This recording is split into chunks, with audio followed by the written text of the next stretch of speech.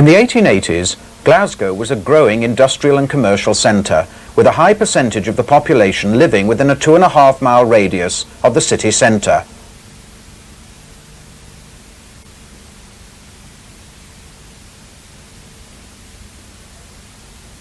Traffic congestion was a problem, and several attempts were made to promote an underground railway. This culminated in the Glasgow District Subway Company opening a 6.5-mile circular line on the 14th of December 1896. In the following year, over 9.5 million passengers were carried. Built to a 4-foot track gauge, the line comprised two unconnected circles, running side by side, known as the outer and inner circles. There were no points or sidings. The tunnels were constructed to an 11-foot diameter, and the steepest gradient was 1 in 18. There were 15 stations, all with island platforms. The line opened with cable traction, with power being supplied from a winding house in Scotland Street, east of Shields Road Station. Trains were propelled by gripping the continuous cable when they wished to proceed and letting go on arrival at stations. One of the grip mechanisms is shown here. It is now on display at the Glasgow Transport Museum. The cable ran at a constant speed of 13 miles per hour, giving a running time of 39 minutes for a train to complete a circuit. The cable ran on a series of pulleys 2 inches above rail level at the centre of the track. The original fleet of 30 gripper bogie cars numbered 1 to 30 was built by the Oldbury Carriage and Wagon Company of Birmingham. In 1898 these were supplemented by 24 four-wheeled trailers built by Hurst Nelson of Motherwell. These gave poor riding, and later 14 were lengthened and converted to bogie trailers, the remainder being scrapped. 4 more gripper cars were acquired in 1901 and a further 2 in 1913, all to the original design. This brought the total cars built for the system to 60. Trains operated with 1 gripper car and 1 trailer. The car shed was at Broomloan Road, Govan, and access to the running lines was made by raising and lowering cars through an aperture in the workshop floor by means of a 22.5-ton capacity travelling crane. From 1922, the Underground was operated by Glasgow Corporation, the livery being red and cream.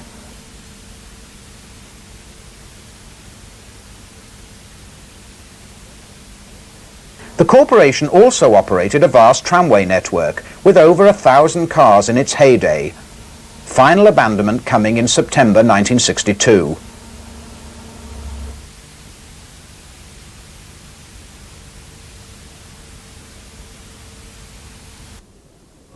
Power to the Underground was supplied from existing tramway substations, which were fed by 6,600-volt feeder cables.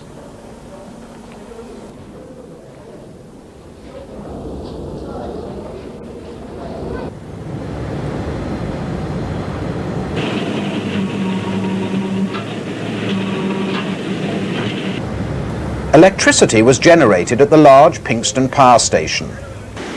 The power station was sold to the South of Scotland Electricity Board in 1958 and finally closed down in 1976 and has subsequently been demolished.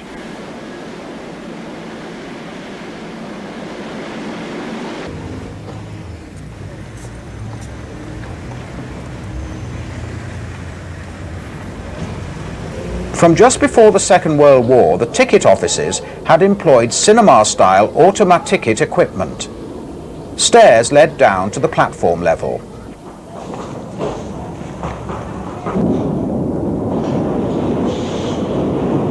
Roof adverts were a feature from the mid-1950s.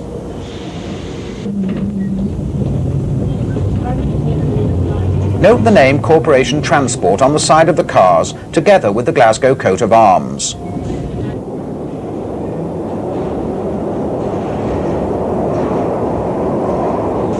The Subway Company was formally taken over by Glasgow Corporation in August 1923, following a period of insolvency due to tramway competition. Car 60 was used in experiments with electric traction in 1932, and the system was electrified in 1935, with the gripper cars converted to electric motor cars. the last cable train running on the 30th of November 1935. Still in cable days, but anticipating electrification, a new automatic colour light signalling system was installed in 1934 using train stops. First, Mrs. Brooklyn, Kelvin Bridge.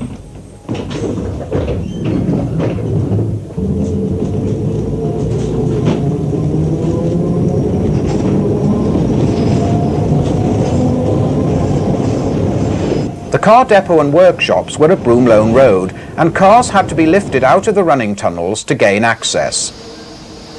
A freshly painted car is winched along, lifted and turned by the overhead crane. Repainting took 5 weeks and comprised 2 coats of undercoat, 2 coats of gloss and a final coat of varnish.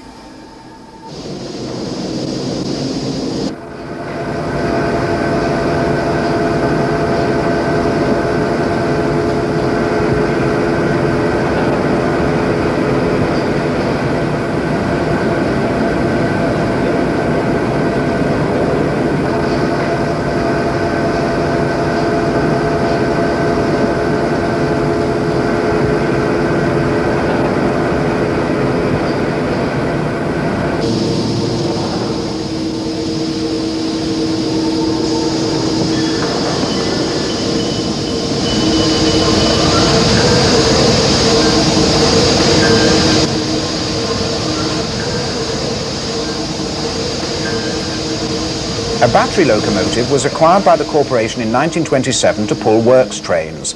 It originally had 2 16-horsepower motors supplied from lead-acid cells via a chain drive, giving a maximum speed of 5 miles per hour.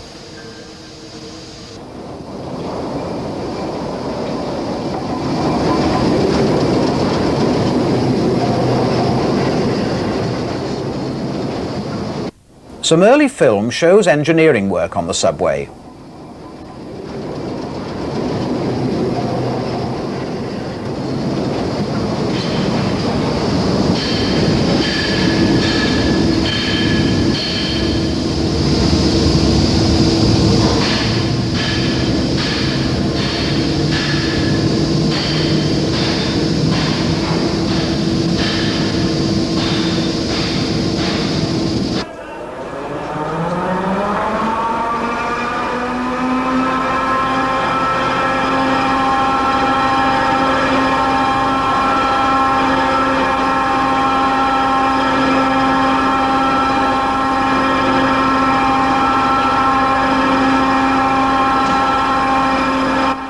In the workshops, a car undergoes major body repair.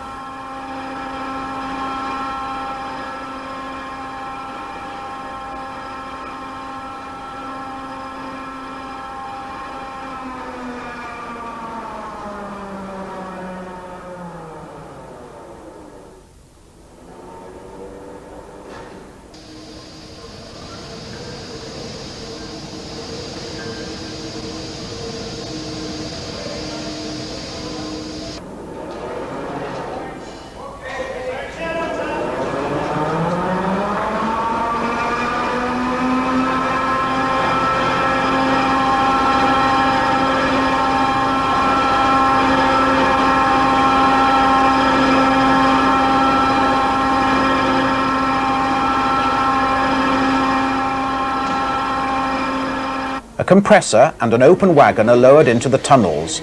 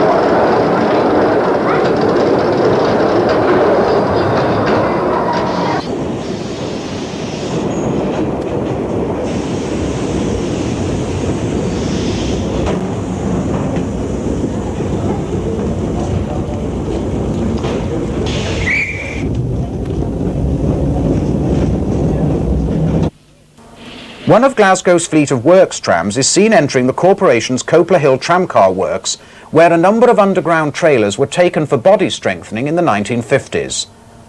Old age had caused them to bow.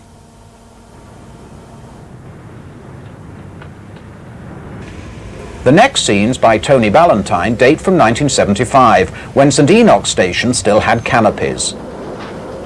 On board a swaying train, and a view of one of the pictorial maps and the conductor checking tickets.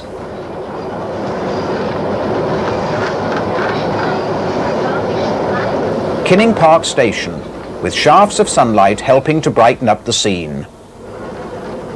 One thing it is impossible to reproduce is the characteristic smell of the underground, which was said to have come from the lubricants used on the cable in former days. To others, it was just dank and musty.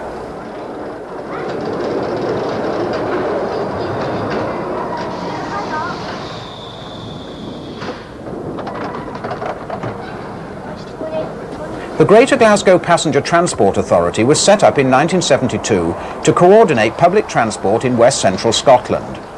The Passenger Transport Executive set up by this body then took over Glasgow Corporation Transport, including the Underground. 2 years later, the Greater Glasgow PTE decided to modernise the system. However, it survived long enough in its original form to celebrate its 80th birthday in 1976. The initial plan was to close one circle at a time for modernisation. However, when the difficulties were assessed, it was decided to close the entire system for 18 months from the 28th of May 1977. Due to cracks appearing in the roof at Govan Cross, the system closed prematurely in the March, reopened briefly at the beginning of May, then due to further cracks closed unexpectedly a week earlier on the 21st of May. Many people were unable to take a last ride, and specially printed commemorative tickets were never issued. A specimen is reproduced on the cover of this videotape. West Street, which then had the reputation of being the quietest station on the system. It was closed on Sundays for a period during and after the war and was known by the staff as the Boneyard. The driver opens his bulkhead doors to allow passengers to alight by the front door.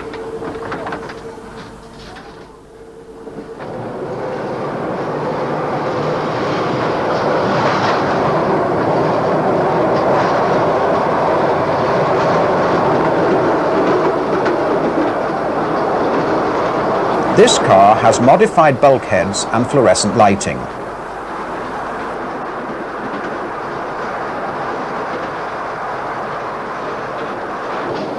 Copeland Road Station, seen here, served the Rangers football ground at Ibrox and had an extra stairway to street level.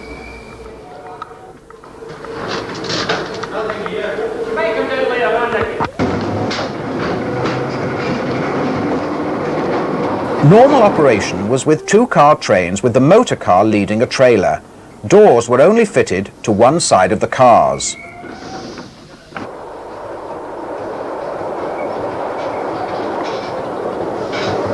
Passengers boarded by the middle doors and left by the front and rear doors.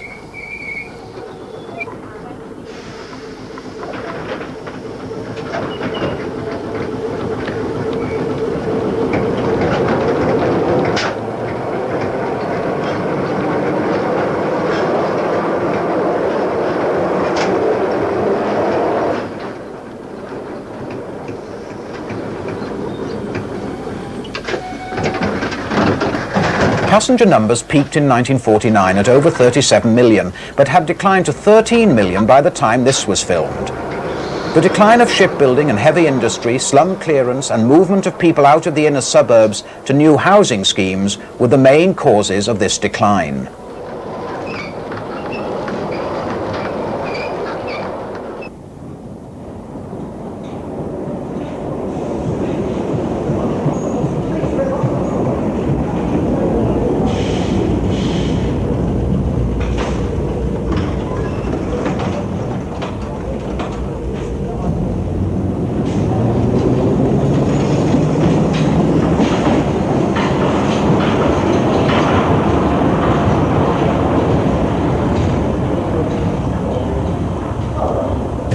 There was a wide variety of different types of entrances to the various stations.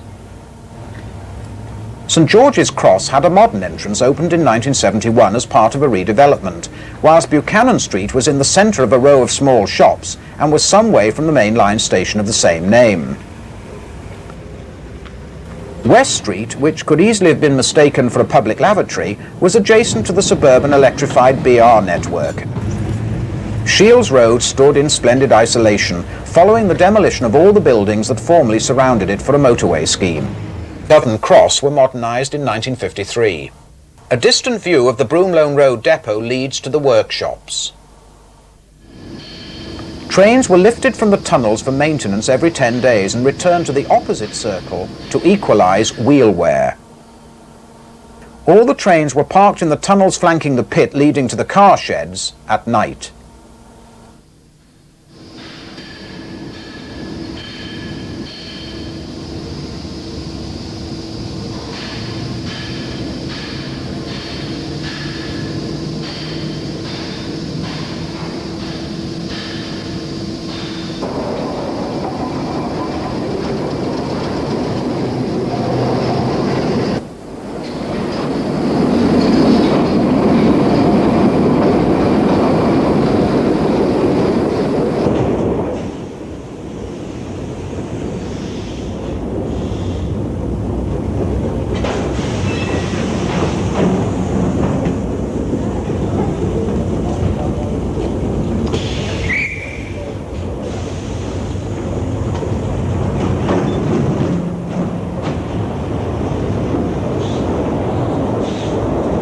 Also in 1975, among these scenes at West Street, John Lakers succeeded in snatching a brief shot of Trailer 41, which had been restored in 1974 to the 1896 Glasgow District subway colours of rich plum and cream for an historical film.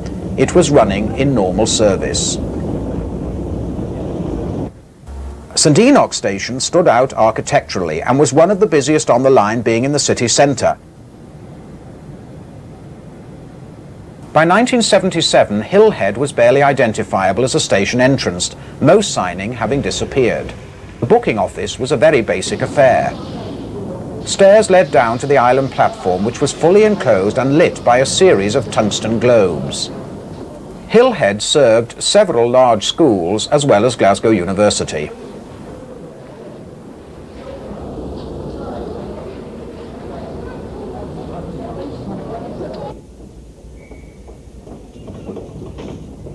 Because of the local topography, the line reached its greatest depth between Hillhead and Kelvin Bridge at 155 feet.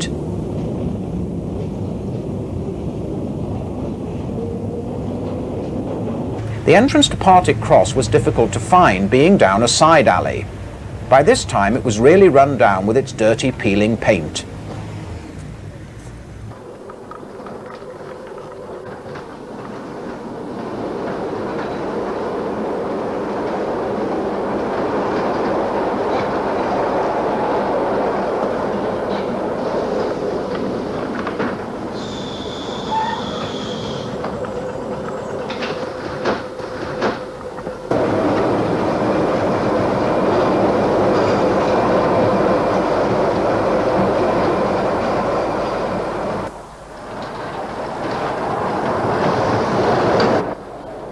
The motor cars were fitted with 4 60-horsepower motors and Westinghouse air brakes.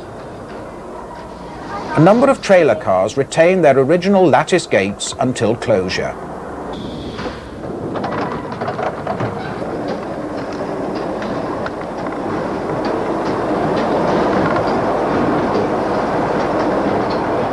All the stations had queue signs painted on the platforms to direct passengers to the centre doors.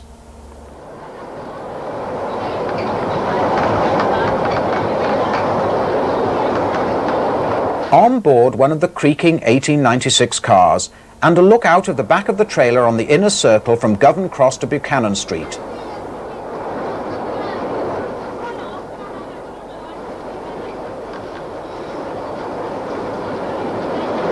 Past the depot pit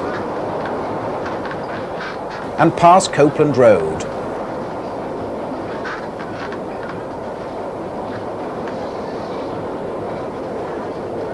Cessnock,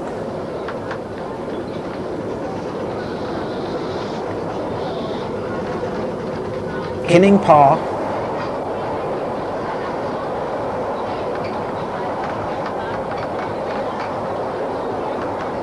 West Street,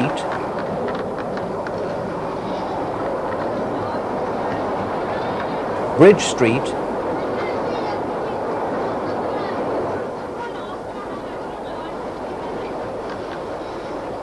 St Enoch, where another train is passing,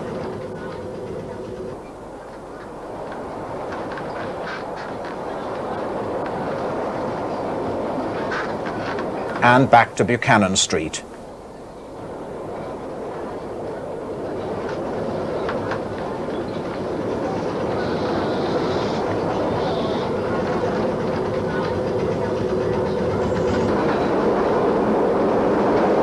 By 1977, the exterior of Bridge Street stood in a wasteland following demolition of all the buildings in the vicinity. An old poster was a reminder of better times.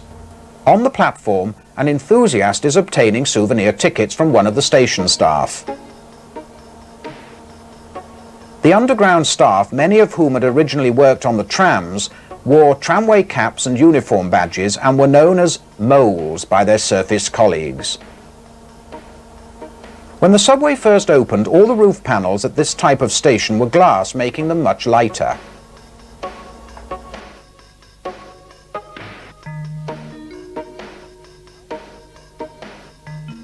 The outer circle was allocated route or running numbers from 1 to 10, and the inner circle from 11 to 20. In its heyday in the early 1950s, 7 trains ran on each circle on Sundays to give a 4-minute headway. Trains took 28 minutes to complete a circuit off-peak and 30 minutes at peak times.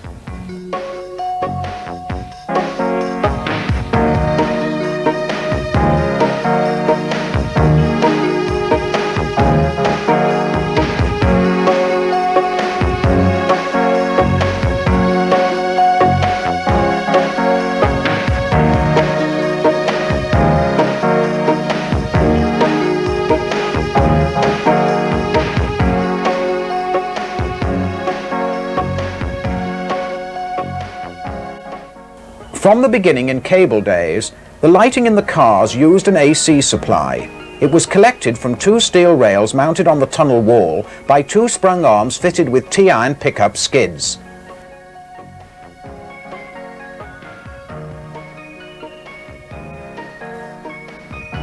Incorporated in the station master's switch room at the end of each platform was a signal board and 600-volt knife switches which could be used to turn off the traction current.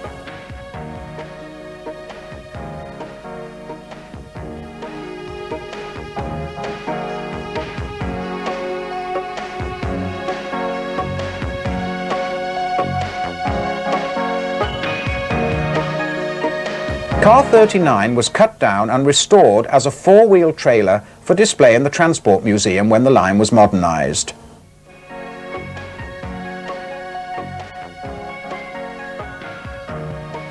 A cab ride now from Cessnock to Govan Cross.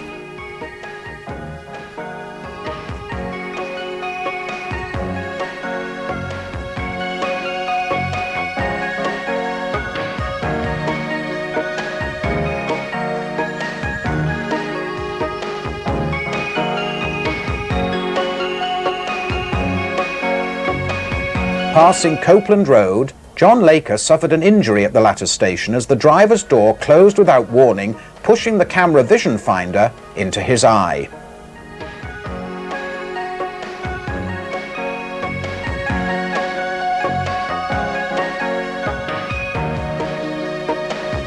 Bob Doherty recorded the final days of the old system with live sound.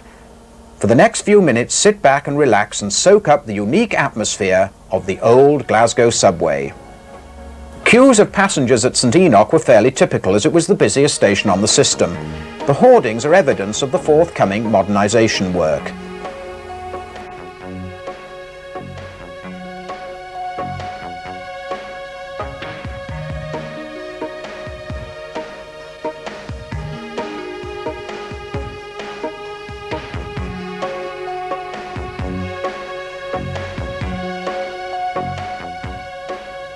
Down below, an approaching train bursts into the platform with the characteristic exhaust of its Westinghouse air brakes.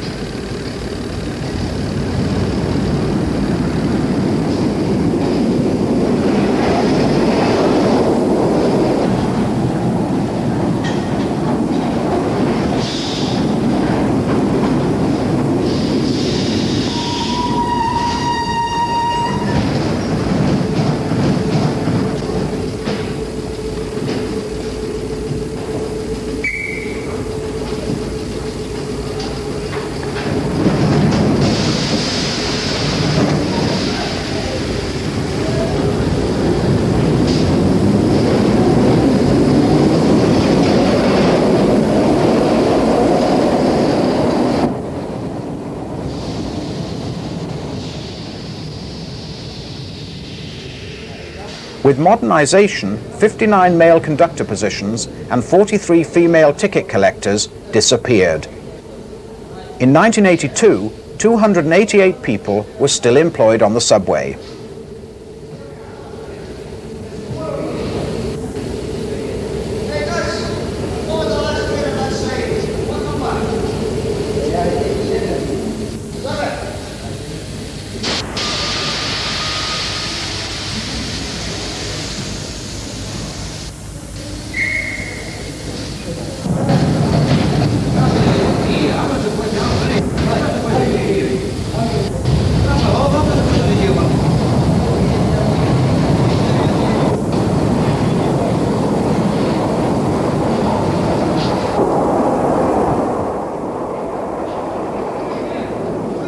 At Buchanan Street, a failed train is pushed through by the following train, creating a four-car combination.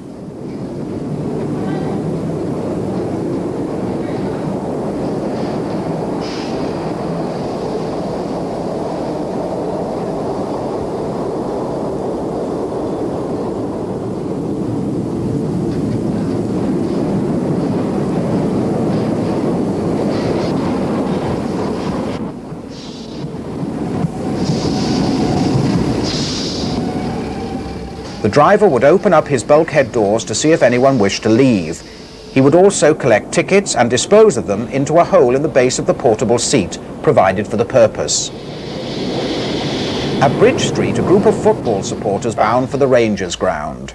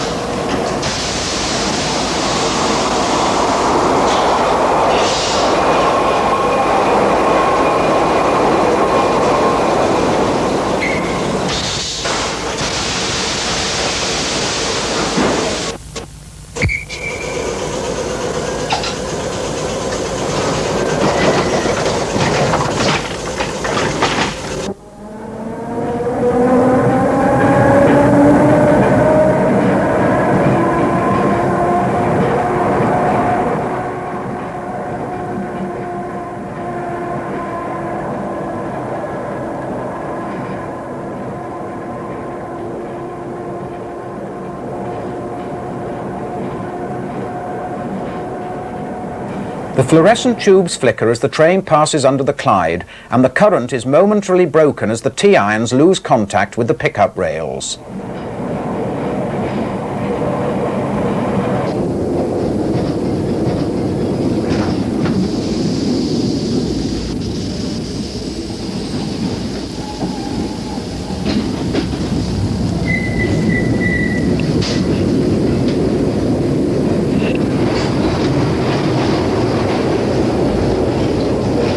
Passing the depot pit.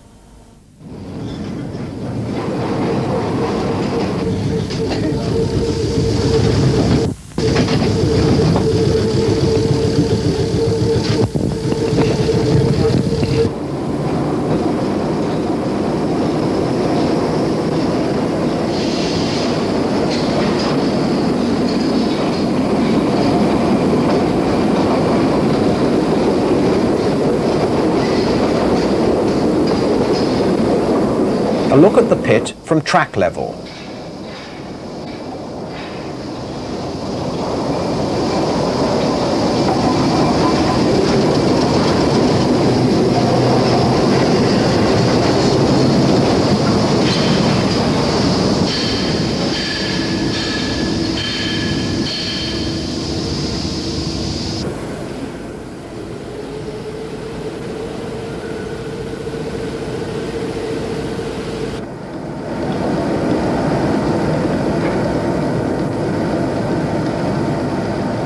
Cars were moved around the workshop by rope and capstan. The overhead crane moved them from lie to lie as there were no points.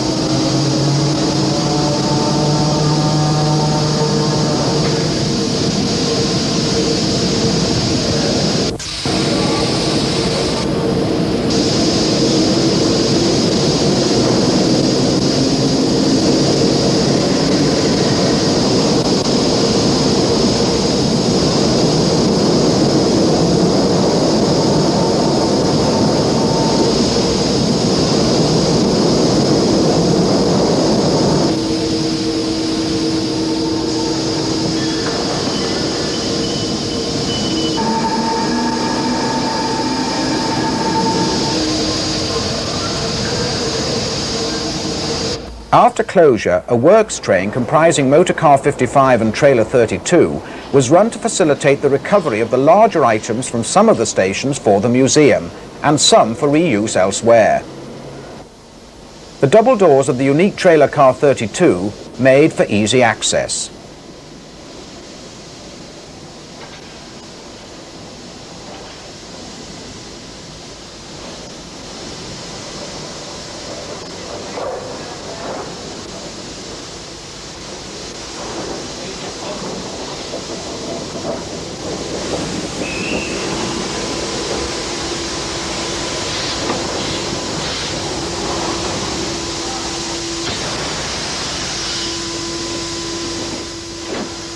When the run was completed, car 32 was raised first.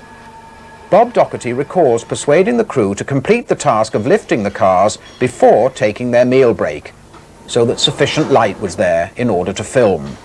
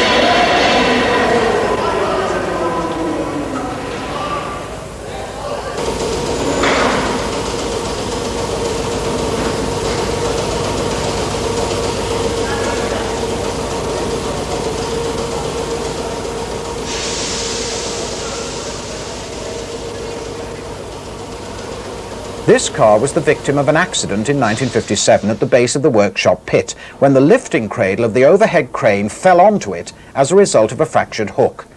The side ribs were badly damaged on one side, and it was decided to rebuild it with double centre doors. It was often used as the centre car of a three-car formation known as the Sputnik. The weight of car 55 with its heavy load kept blowing the fuses at first until a solution was found.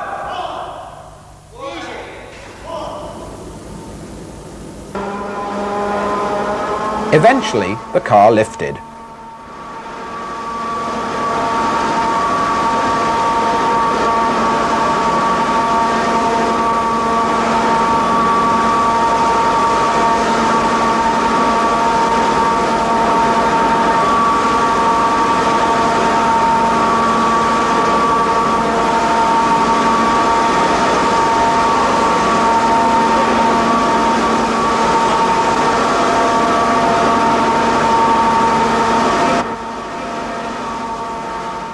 At the workshop level, the crane operator began the lateral movement and stopped the car to shout nervously, "Will I make it?"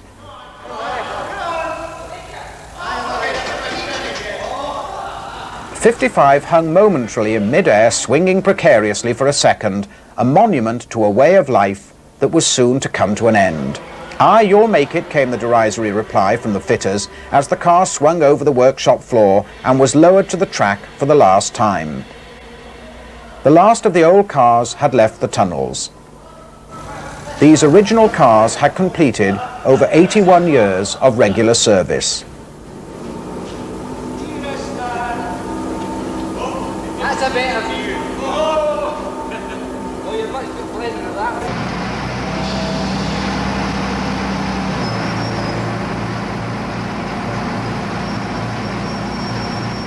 Disposal was achieved by knocking a hole in the end of the workshop building and extending the track through it. A car emerges blinking into the sun, probably for the first time since it was built in 1896, although some had to go through the city by low loader to Copler Hill Car Works for body strengthening in the late 1950s and early 1960s.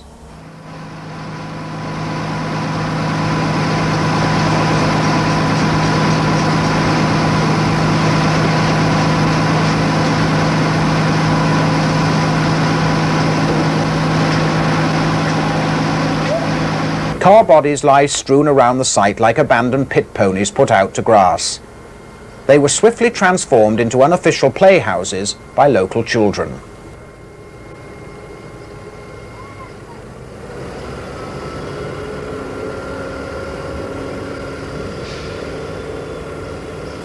Most of the vehicles no longer required were taken to Arnott Young and Company Shipbreakers Limited at Dalmuir for burning. 6 were sold to the museum at Beamish so their equipment could be reused, and others went to other museums.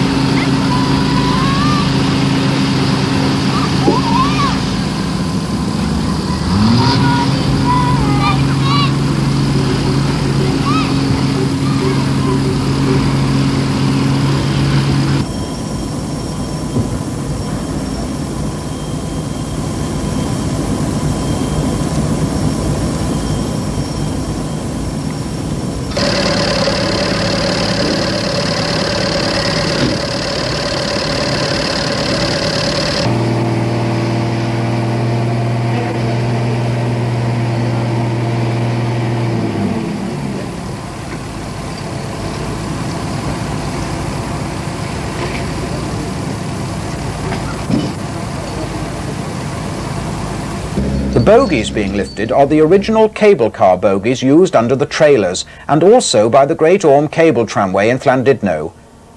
Their rolling stock was also built by Hurst Nelson at approximately the same time.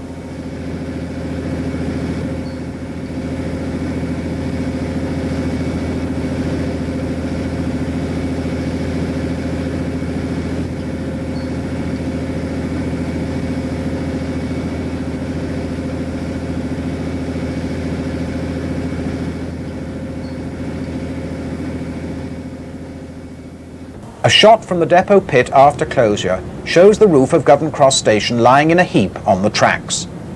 It was as a result of cracks appearing in the roof of this station due to preliminary earthworks that led to the premature closure of the system. Ironically, when this section came to be demolished, it proved necessary to resort to blasting. Soon after closure, construction work started in earnest. Life-expired buildings were demolished and large holes opened up at some station sites. A journey on a works train shows the sound state of the running tunnels. At Hill Head, a works train pulled by a Clayton battery loco passes with a load of spoil. Water ingress has always been a problem in the tunnels. Continual pumping kept the track clear when the line was operational. Another works train at a large construction site. At Govan, the concrete box for the new station is taking shape. The island platform is being replaced with two side platforms. The listed mock Jacobean surface building at St Enoch was placed on a raft and physically moved a few yards to make room for the new station. Its future role was to act as a travel information centre with no access to the underground. At the time the underground was being modernised, a major portion of the old British Rail line through Central Station Low Level was being prepared for reopening as the Argyll line. It ran from Rutherglen to Partick and was steam worked until closure under the Beeching Acts on the 3rd of October 1964. Archive film of this line has been provided by Jeff Todd.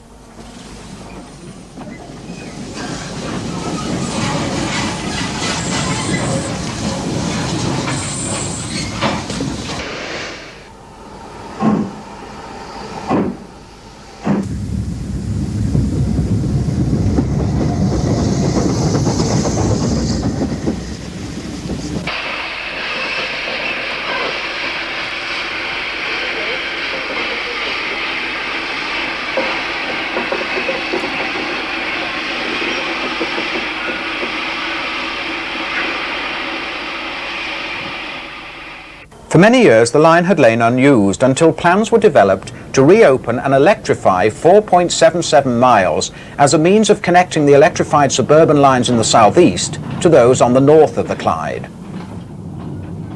On Argyll Street, work is in hand to replace the roof of the tunnel.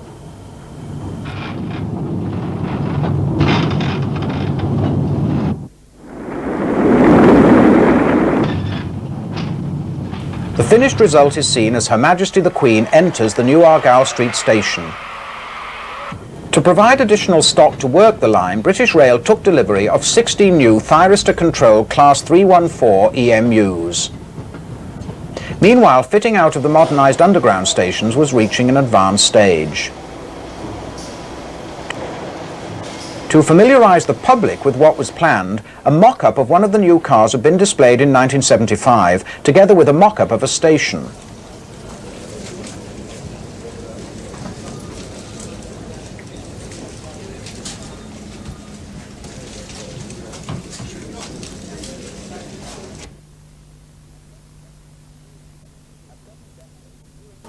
At Govan Depot, the new inclines can be seen in this plan, which would facilitate access to the workshop and alleviate the problem of lowering and raising cars out of the tunnels.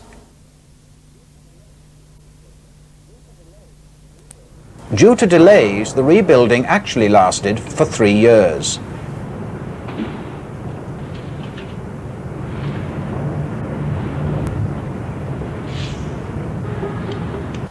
The first 4 of the new cars were delivered in May 1978, and one of them is seen undergoing the very first trials on the 500-metre test track constructed adjacent to the depot at Govan.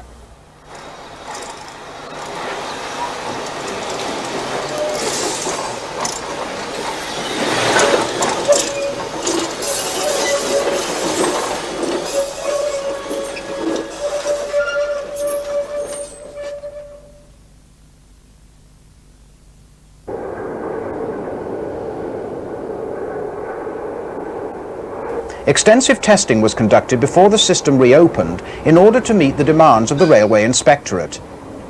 Ghost running is seen here at the rebuilt Buchanan Street station. 2 passenger conveyors link the underground with the British Rail Queen Street concourse.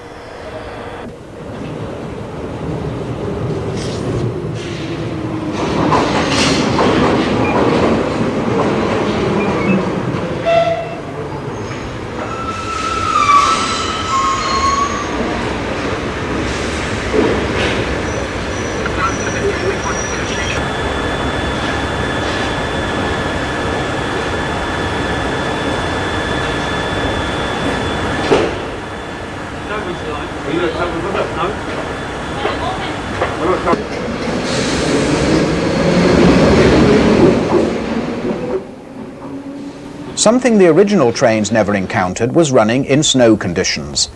Here, a new train runs up and down the depot yard, producing some spectacular arcing.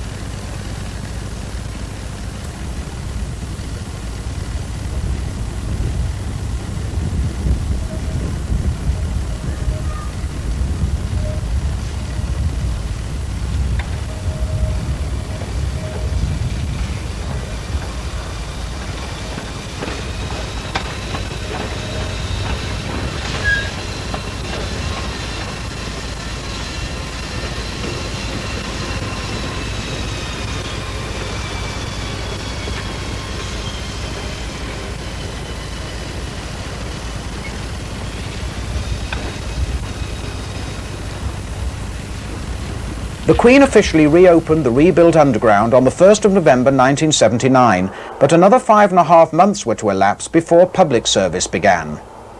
When the modernised line reopened to the public on the 16th of April 1980, it was difficult to realise that one was looking at the same system.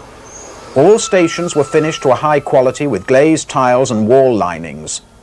Those stations which had been open to daylight were enclosed.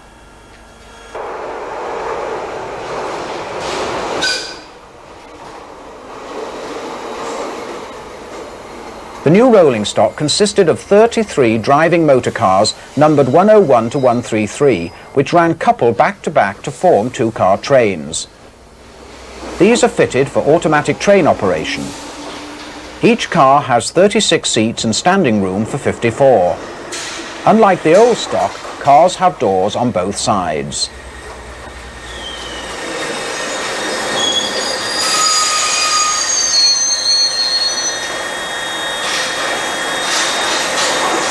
Partick is a completely new station which provides interchange with British Rail. It replaced the former Merkland Street station on a new site. At the time of reopening, the cars were in a light orange with a white stripe and carried the Greater Glasgow Trans-Clyde symbol.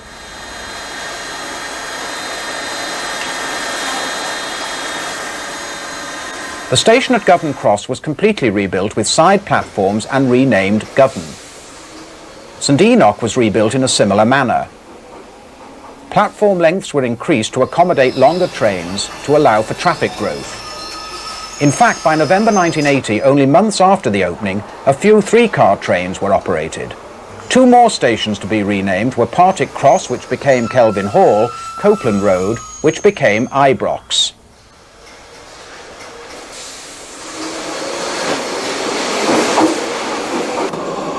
From the cab can be seen some of the point work on the modernised system in the two chambers which connect the running lines to the new depot.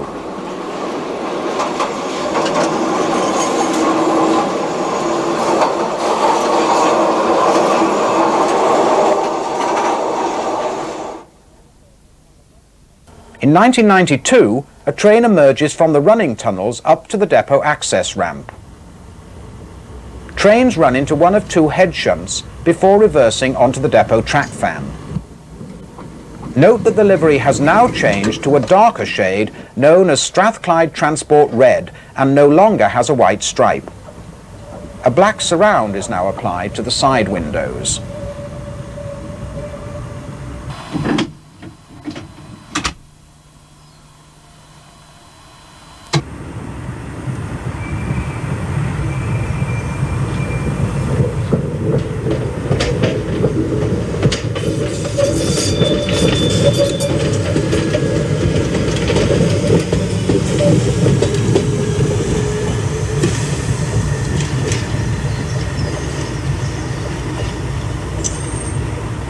At the time of filming, some difficulty was being experienced with one of the hand points, and two of the maintenance staff are assessing the problem.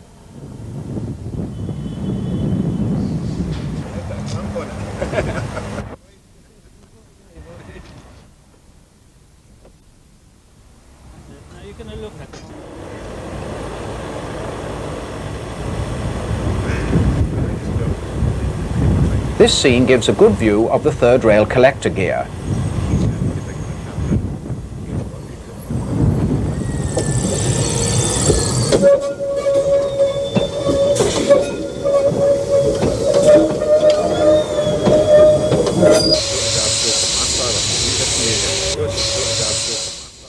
The depot is supplied with a modern drive-through train washing plant. The only time the trains are exposed to the elements is when they enter and leave the depot.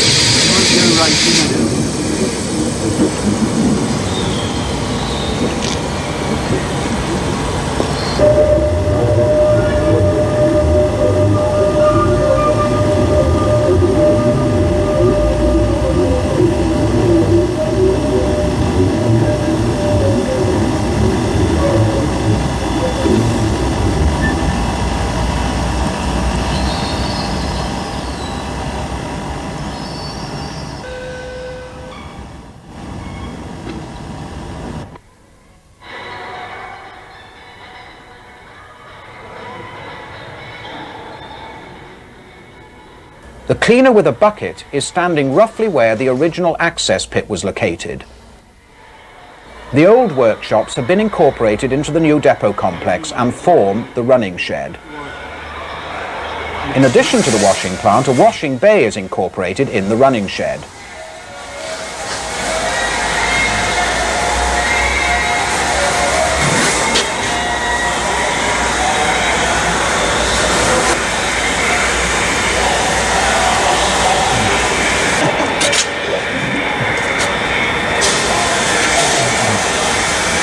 Battery Works locomotives L4 and L5, seen here, are ex-Taylor Woodrow, having been acquired in 1987.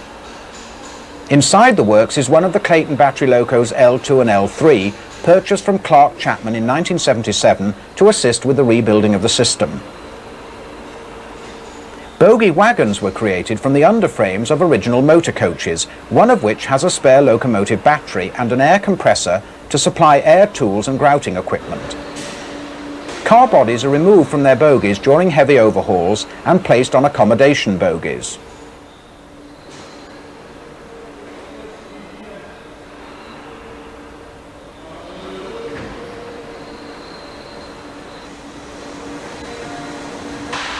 Old Car 55 was retained as a track testing car, but its movements are constrained as some of the depot curves are too sharp for it to traverse. It is normally kept in the workshop. A senior engineer demonstrates the pickup arms used for the 240-volt lighting circuits on the old system.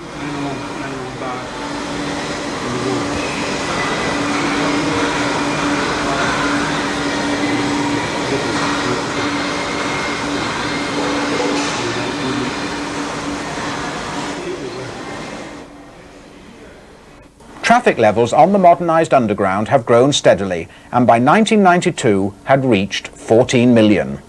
To cope with this growth, 8 trailer cars, 201 to 208, were ordered to enable more 3-car trains to be formed to give a 50% increase in capacity.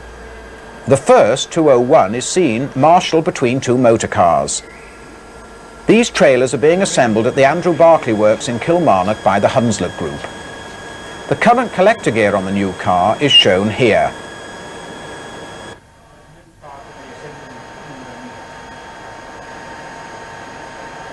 Crew members on a familiarisation course with the new trailer.